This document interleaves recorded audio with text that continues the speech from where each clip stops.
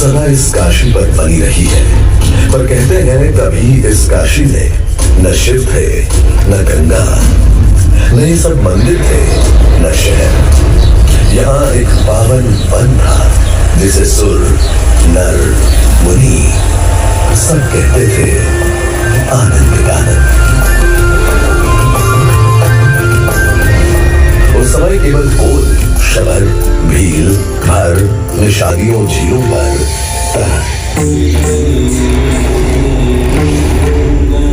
वरुणा किनारे बसी वरण के वृक्षों से घिरी बस्ती का नाम वाराणसी कहलाने लगा। उषा काल में इस बस्ती पर सूरज का ऐसा सुंदर प्रकाश पड़ता था कि इसका दूसरा नाम काशी यानी रोशनी का शहर काशी पड़ गया।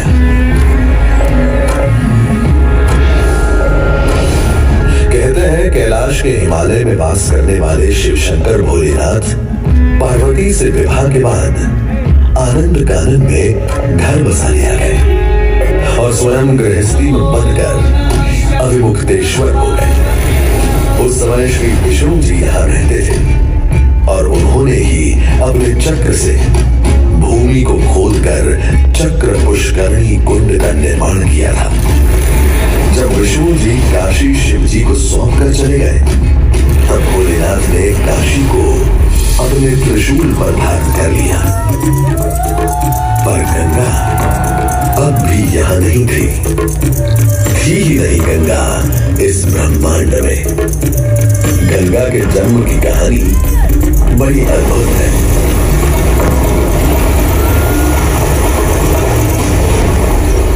दानी था राजा बलि पर करता था दम।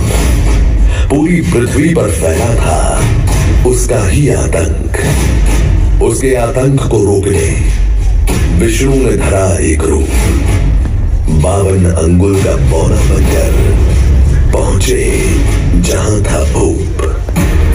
सारे दरबारी बौने ब्राह्मण पर हंसे पर बलि ने जब उसे दान मांगने को कहा तो उसने कुटिया बनाने को केवल 3 पग भूमि मांगी।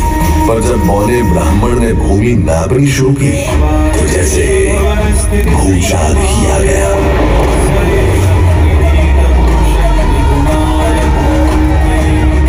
वामन ने पहले पग में सारी धरती नाप ली और अगले कदम में स्वर्ग। ब्रह्मा जी ने भगवान विष्णु के चरण होकर उस जल को अपने कमंडल में भर लिया और अब वामनावतार ने अपना तीसरा पग बलि के सर पर रखकर उसे पाताल लोक भेद मुक्ति दे दी। अब स्वर्ग लोक में भगवान ब्रह्मा जी ने जब चरणामृत में हाथ डाला तो वहीं से निकल आई चंचल निर्मल धवल गंगा जी। पवित्रा किंतु चंचला, आज से तू मेरी पुत्री और नाम तेरा गंगा।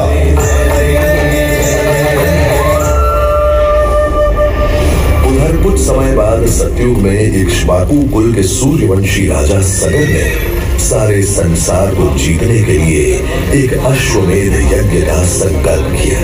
सुने सुने सुने सब सुने, पूजित धवल अश्व जहां भी जाएगा वो भूमि राजा सगर की मारी जाएगी। यदि किसी ने इस अश्व को रोका या पकड़ा तो उसे सगर के 60,001 पुत्रों और उनकी लक्षाधिक सेना का सामना करना पड़ेगा।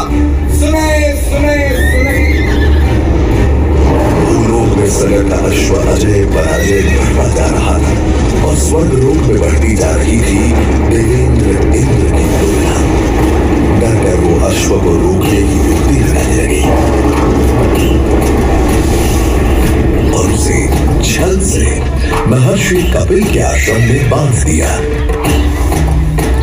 सूचना मिलते ही सगर के 60,000 पुत्र घोड़े की तलाश में लग गए। जब घोड़े को खोजते खोजते वे वसुदेव कपिल के आश्रम में पहुंचे, वहां उन्होंने देखा कि कपिल मुनि आंखें बंद किए बैठे हैं और ठीक उनके पास यज्ञ का वह घोड़ा बंधा हुआ है। क्रोधित हो सभी पुत्र कपिल मुनि को घोड़े का चोर समझकर उन्हें अपशब्द कहने लगे। वाचाल कुमारों, यदि कपिल ऋषि ने खोली आंख तो तपस की योगाग्नि से जलकर तुम सब हो जाओगे राख। सूर्य के वंशजों को आग से डराता है मूर्ख। अगर तूने तुरंत आंख न खोली तो अभी तेरा दम भी सर तेरे धड़ से अलग करता हूं, घोड़ा चोर।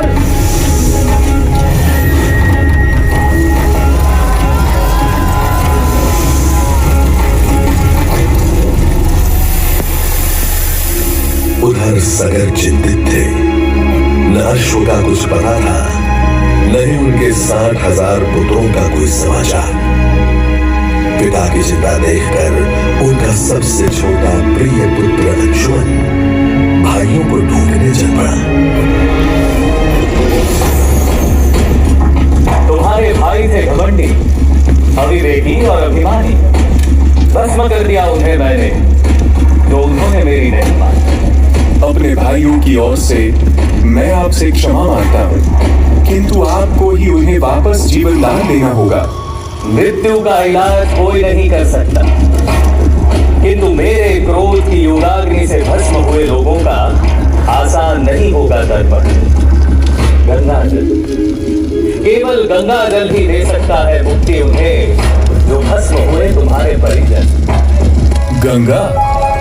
गंगा किसका नाम है ऋषिवर? स्वर्ग में विष्णु के चरणों से पैदा ब्रह्मा की पुत्री है गंगा। तुम ब्रह्मा जी को मनाओ और गंगा को अपने भाइयों के तर्पण के लिए पृथ्वी पर ले आओ। जाओ। अंशुमन को अपने भाइयों के तर्पण के लिए गंगा को लाने का बहुत मन था, किंतु किसी को राजधर्म भी तो निभाना और राज भी चलाना था।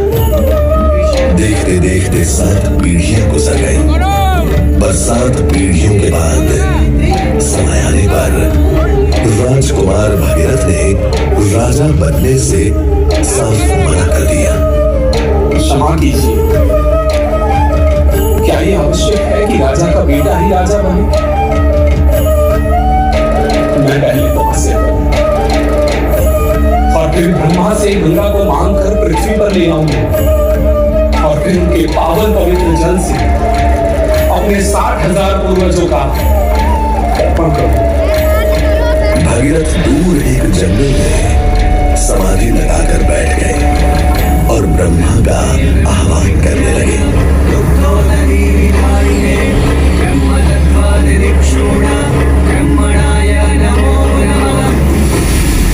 पुत्र भगीरथ, हम तुम्हारे तप से प्रसन्न हैं। बताओ क्या आशीर्वाद चाहिए? हे भगवान, मेरे पूर्वज के तर्पण के लिए मुझे आपकी पुत्री गंगा चाहिए। तथास्तु, किंतु यदि गंगा स्वर्ग से सीधे धरती पर गिरी तो पृथ्वी को चीरते हुए गंगा सीधे पाताल में पहुंच जाएगी। इसलिए तुम भगवान शिव शंकर को मनाओ ताकि गंगा जब स्वर्ग से नीचे उतरे तो वो उसे अपनी जटा में थाम ले। अब भगीरथ ने एक अंगूठे पर खड़े होकर भगवान शंकर को मनाने के लिए शिव शंकर का जाप शुरू कर दिया।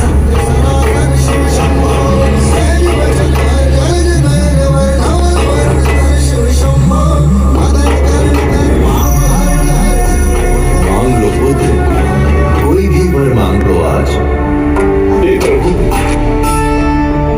जब गंगा स्वर्ग से धरती पर गिरे तब आप बीच में उन्हें अपनी जटाओं में साध लें, नहीं तो पूरी पृथ्वी नष्ट हो जाएगी। शिव तैयार है, आने दो गंगा को, आने दो। सुरेश्वरी भगवती गंगे देवधारिणी शरण तरंगे शंकर मौली विहारी निधि।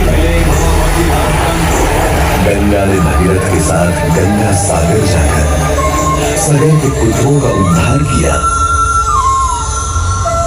पश्चात वो भारत की सबसे महत्वपूर्ण नदी बन गई, जिसका भारत के जीवन में धार्मिक, आर्थिक, सामाजिक, ऐतिहासिक अभिदान अनंत है। वेदों, उपनिषदों और महाभारत में जहां काशी वाराणसी के महात्म्य का बयान है, वहीं स्कंद पुराण में काशी खंड में भी इस पावन भूमि का है बखान। जैन ग्रंथों के अनुसार ईसा से 800 साल पूर्व यही जैन तीर्थंकर पार्श्वनाथ जी ने जन्म लिया था, और फिर सुपार्श्वनाथ और श्रेयांसनाथ ने भी।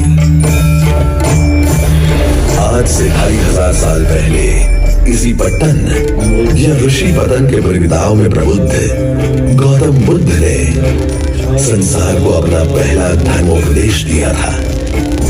बुद्ध के अनुयायी मौर्य सम्राट अशोक ने 250 ईसा पूर्व इसी स्थान सारनाथ में धम्मेक स्तूप की स्थापना की और अशोक स्तंभ और लाख का निर्माण भी। नई सदी में दूर दक्षिण से आए शंकराचार्य ने काशी में ही शंकर दिग्विजय की नींव रखी और पूरे भारत को अपने ब्रह्म सूत्र में गूंथ लिया। ऐसे फलते फूलते पवित्र नगर को नजर को लगने की सुदूर उत्तर पश्चिम से आए आक्रांताओं ने काशी को बहुत क्षति पहुंचाई और तमाम मंदिरों, आश्रमों, धर्म स्थानों को ध्वस्त कर दिया।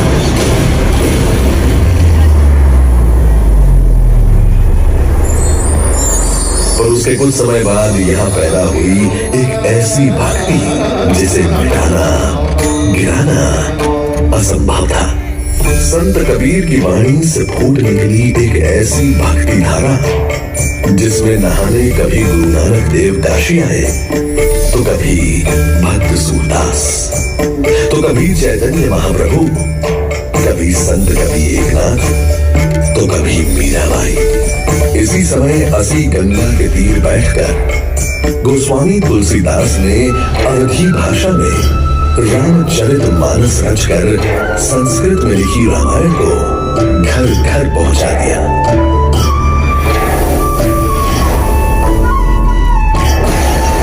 समयांतर में इंदौर महेश्वर की महारानी अहिल्याबाई ने विश्वनाथ मंदिर का फिर पुनः निर्माण करवाया। उन्होंने नए घाट बनवाए और सैकड़ों कुएं, तालाब, मंदिर, धर्मशालाएं, सड़कें भी बनवाई। काशी पर उनकी विशेष कृपा दृष्टि थी और इस क्षेत्र में पंचक्रोशी परिक्रमा के लिए नया मार्ग, कई घाट और गंगा पर मंदिर भी महारानी ने बनवाया।